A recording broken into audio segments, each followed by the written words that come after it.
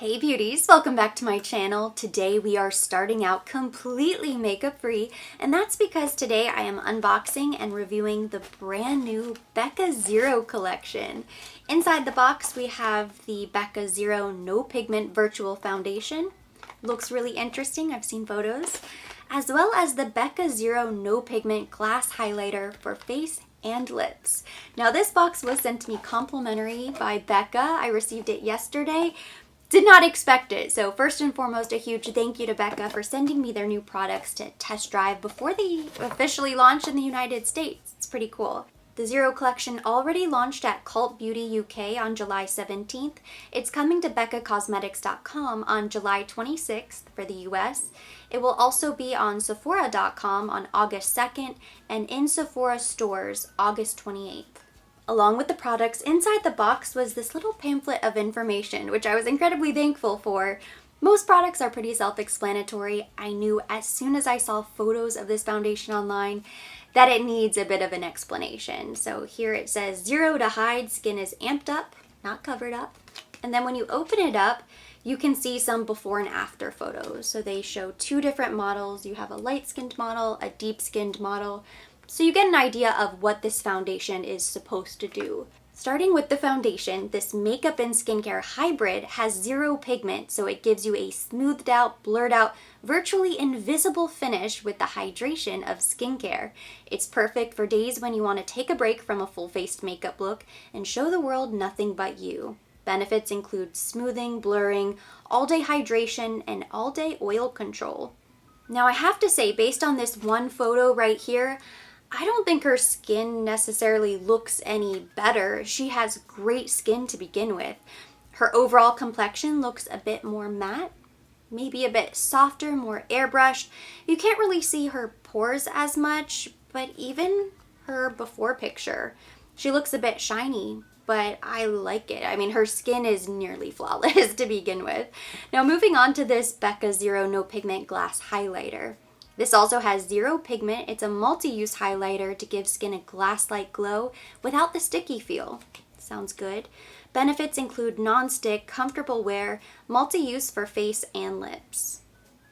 It's kind of funny when you compare the before and after photos. With the foundation, she starts out shiny, and then the after photo, she's matte. And with the highlighter, she starts out kind of matte, and then in the after photo, she's shiny. I guess it's about controlling the shine. You know, you want to be shiny on the tops of your cheeks. You don't necessarily want to be shiny all over or in the T-zone. And then on the back it says zero synthetic fragrance, zero silicone, zero alcohol, zero mineral oil, cruelty-free and vegan. All of those great things. It's such an interesting concept, the zero pigment. But we know right off the bat that this is not going to be for everybody. If you like coverage, this probably isn't going to be a great foundation for you. Now, it is intended for those days that you want to take a break from full coverage. Maybe you just want something very minimal, very light. You kind of want to perfect your complexion and then get out the door. So there might be a place for this in your foundation wardrobe, even if it's not your favorite foundation, your go-to everyday foundation. Personally, I like coverage. That's just my personal preference. There are days that I don't have a full face of makeup on. Those are usually bad days, not productive days, days that I don't feel great about myself. My hair's a mess, my outfit is a mess, but they still happen. No makeup days are part of life. Generally, those are the days that I'm working from home and I'm not leaving the house. And if I'm giving my skin a break, I'm giving it a break from absolutely everything. I will do my skincare routine and that's it.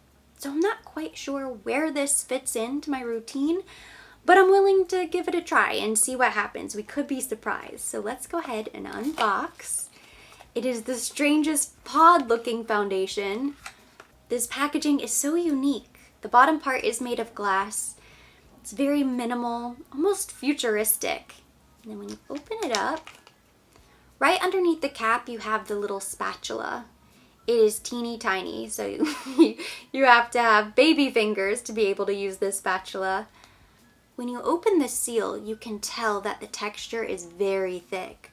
I wasn't sure if it was going to be really thin, or more of a jelly, or if it was going to be thick. And when I look at it, it instantly reminds me of the Smashbox primer, or a very thick silicone-based primer. But of course, we know it's silicone-free. I have not felt this on my skin yet, so I'm excited. Use the spatula. I kind of just want to feel it on my hand before we apply to the face.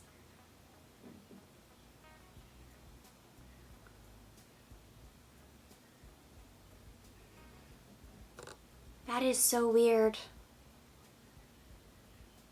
It's very thick, and then as soon as you start to rub it around, it almost melts and it becomes very thin.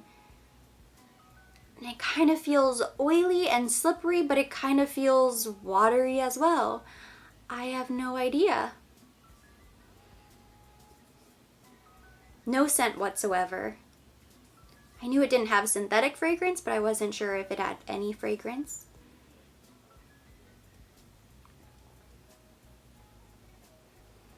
Very strange. I rubbed it around on my hand. It doesn't look like there's anything on there. Just kind of completely disappears into the skin. I think it absorbed. I can feel a little something, like a very light film, but it's not really oily or greasy, and it doesn't feel incredibly hydrated, soft, and supple either. The way your skin feels after you've applied a moisturizer, it's very different. It almost has a powdery finish. I can't see anything, can't smell anything. How weird. I turned down my light and I scooted in a little bit closer so you can see. The application directions say to use the spatula to apply the product to the fingertips and then gently smooth and tap onto face. So that's exactly what I'm gonna do. I'm gonna take a small amount, a baby pea size. One last look at my bare face with absolutely nothing. Tiny bit of concealer right here because it's one of those days.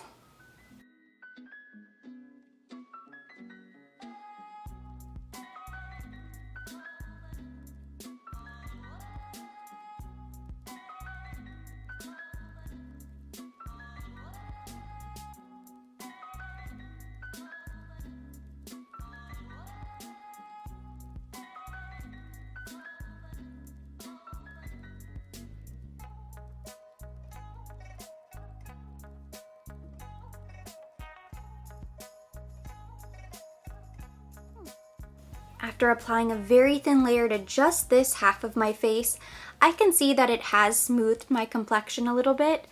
There are some blurring properties. Maybe I would need to go in with a bit more, but it's not that dramatic. I can see my pores a lot more on this side than I can here, but I can still see some pores. Now let's try this side. I picked up a little bit more than this side, just to see. See, the thing about foundation for me is I do like coverage. I already said that, I just personally prefer coverage, but I also use foundation to make my face match my body. I do a lot of sunless tanning and I never sunless tan my face, so the foundation also just helps with color.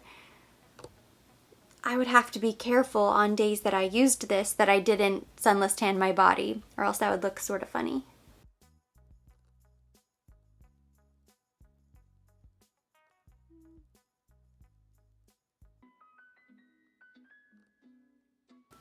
It's not mixing very well with the concealer. Oh yeah.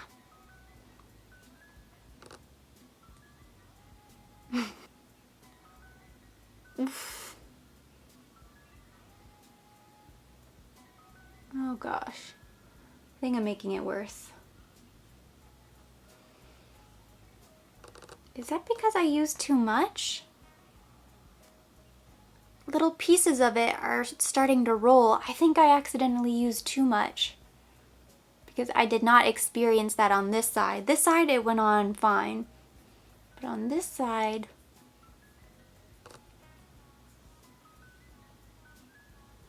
I'm gonna go ahead and keep it moving. So next I'm gonna unbox this No Pigment Glass Highlighter for face and lips. This is a multi-use gloss for face and lips that gives the skin a wet look. Application, it says use the doe foot applicator to highlight the high points of the face, can also be applied to the lips. So I guess you just tap it right on the face. I love this little tube. I think this is very pretty. One of the benefits of this gloss is supposed to be that it's not sticky. So let me go ahead and feel the texture first.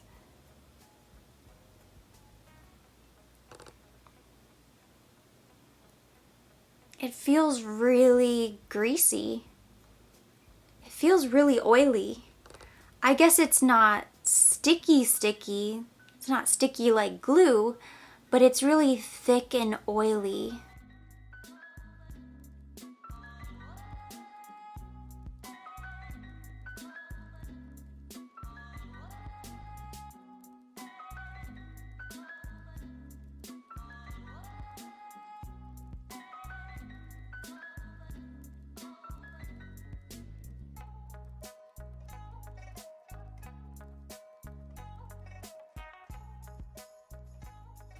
Kind of scared that this is going to clog my pores.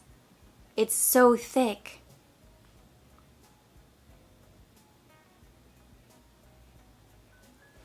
Well, let's try it.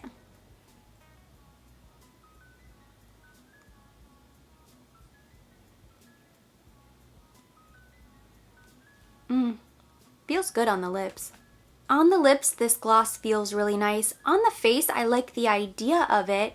It looks really pretty. It truly does give you glass skin. The problem is that I have no foundation on. My skin doesn't look really flawless, so it just looks like I woke up and I didn't wash my face. You know, I look just really oily and greasy. And that gloss is almost bringing out my pores. Like right here, the reflection, the fact that it's so shiny, it draws so much attention to the pores that are still on my face, obviously. It's as if the no foundation blurred everything, but then you go on top with the gloss and it just amplifies your skin again. So I can see everything on my skin. All of the pores, all of the little imperfections. This cheek still looks pink. I could see myself using the highlighter as a lip gloss. I could see myself using it on top of foundation with my normal makeup routine. Like, this is the perfect glass skin hack when you want that really glossy look. I just think you need to layer that on top of something else. These two together, they kind of cancel each other out. I went in and I blurred everything and then I made it glossy again.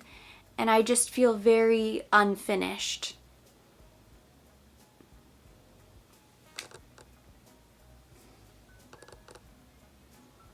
Ugh, it feels so oily and thick.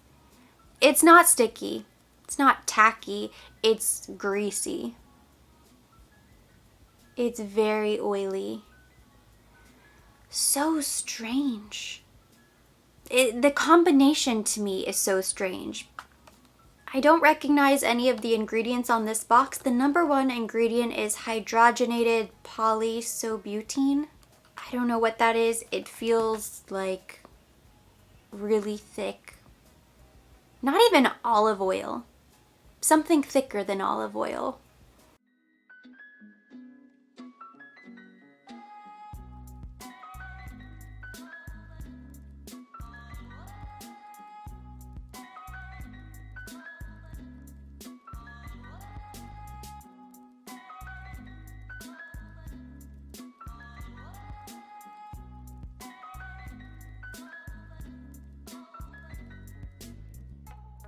I'm back and I'm ready to share my thoughts on these products. I didn't really like the feel of this highlighter gloss on my skin, so I went ahead, I wiped off my entire face using toner and a cotton pad. I decided to start from scratch. So this is my idea of a no makeup look. It's not minimal makeup. It truly is a no makeup look for those days that you want to appear as if you just rolled out of bed and you left the house. I didn't really feel like I could complete the makeup using just these two products. And even when you look at photos of the models, it doesn't really look like they're wearing anything else. It truly is no makeup. Maybe two products. Maybe some mascara. But they look like they have perfect brows, perfect lashes. You really can't see any other makeup on their face. And of course, it didn't make sense to come back on camera in full glam because that wouldn't be an accurate comparison. So I wanted to create a look that would make me feel comfortable leaving the house. I would feel good going about my day running errands with this amount of makeup on. Let me show you what I used. So I pulled out my Le Beige Water Fresh tint. This gives me a little bit of coverage. It's not zero coverage. It's not zero pigment. It's a teeny tiny bit of pigment, but it helped to calm down that redness I had on my cheek, so I really like this.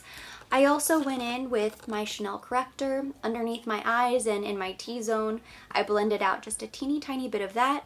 I went in with the Ilia mascara, just a light coat. You can see my lashes, as well as the Cheek Gelée from Chantecaille. This is a very beautiful hydrating gel cream blush. And then I filled in my eyebrows with my $1 Billion Brow Pencil.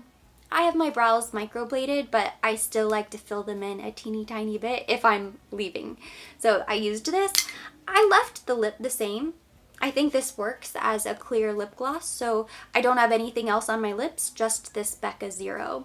So let's talk about this foundation. I think it's a bit of a stretch to even call it a foundation. It feels like a primer. It looks like a primer. I'm not sure this would layer that nicely with a foundation on top or even a powder. In fact, I don't think it would look that nice if you tried to dust your face with powder afterwards. I had a teeny tiny bit of concealer on my chin from a little clogged pore that of course I had to mess with before I sat down to film. And as soon as I started blending around that area, it became really patchy and thick and started smearing and looking really funny. And that's when I started to get the rolling. Maybe if you go in with a teeny tiny bit, you could put something else on top. But that's really not even the point of this zero foundation. This is best suited for anybody who wants very minimal smoothing and blurring, and that's it. So you really have to love your natural skin to be able to appreciate a product like this. I love the idea, zero pigment, showing your skin to the world. I will say that in reality, and I know from my personal experience, that if you do have redness, broken capillaries, hyperpigmentation, sunspots, acne, post-blemish marks, and scars, leaving the house with zero coverage doesn't always feel incredibly empowering. Those are usually the days that I am praying that I don't run into anybody I know, and of course now we have a mask to cover half of our face. So it's just going to depend. It's not going to be for everybody as long as you know what it is, what it's going to do, what it's not going to do. That decision is yours to make. It's not the type of product that you're going to apply to the skin and then it somehow matches the color of your complexion. Like I think Charlotte Tilbury has a similar product. It looks white and then you apply it to the skin and it's supposed to magically match your skin tone. This is the zero pigment because it starts with zero pigment. It ends with zero pigment. It never develops color. It's not going to give you any coverage. It's really just going to smooth and blur. Now this no pigment glass highlighter for face and lip. This I would like to try again, but instead on top of a full coverage foundation or even medium coverage, just some sort of foundation. I don't like the way it feels. It's very oily and greasy, but I just didn't like the way it felt right up against my skin. Maybe if there's something underneath, it won't bother me as much, and it could look really pretty. Now, of course, if you have beautiful skin and you just want a little glow, you might really like this right on top of your skin or even right on top of the zero foundation. It's just, on my skin with nothing underneath, it just accentuated every pore, all of the texture, all of the little freckles and imperfections and discolorations. And I am not trying to draw attention to those things. I like to smooth them out before I go in to highlight. So this isn't going to be for minimal makeup days, not on the face. In terms of lip, if you're just going to use it as a basic clear lip gloss, I think it's fine. Because it feels really thick and oily, it feels great on the lips. Very smooth. and it looks pretty. It's just a plain clear gloss. If you've considered purchasing either of these products, hopefully today's review was helpful and you enjoyed seeing these products in action, seeing what they actually look like on skin. I do have a couple alternatives here just in case you watched and you've decided that the zero pigment route isn't right for you. I do have a couple foundations. These are great for no makeup makeup. Of course, I have the beige Water Fresh tint. That's what I decided to go with today. This is great because it gives you a teeny tiny bit of coverage. It also looks very hydrating on the skin. It has a pretty natural finish, so it doesn't look super matte. It doesn't look incredibly dewy either. It just dries down and looks like your skin. Slightly enhanced. My favorite tinted moisturizer is the Touche Éclat All-in-One Glow from YSL.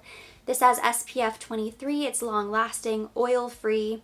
I really like the coverage. It's also 70% water, so very lightweight. It's actually kind of cooling.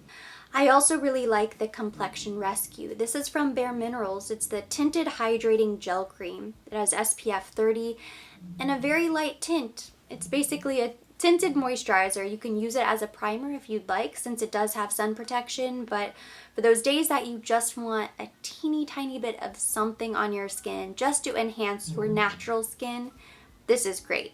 And for the highlighter, I have a few options here. I was immediately reminded of this Kevyn Aucoin Glass Glow Face.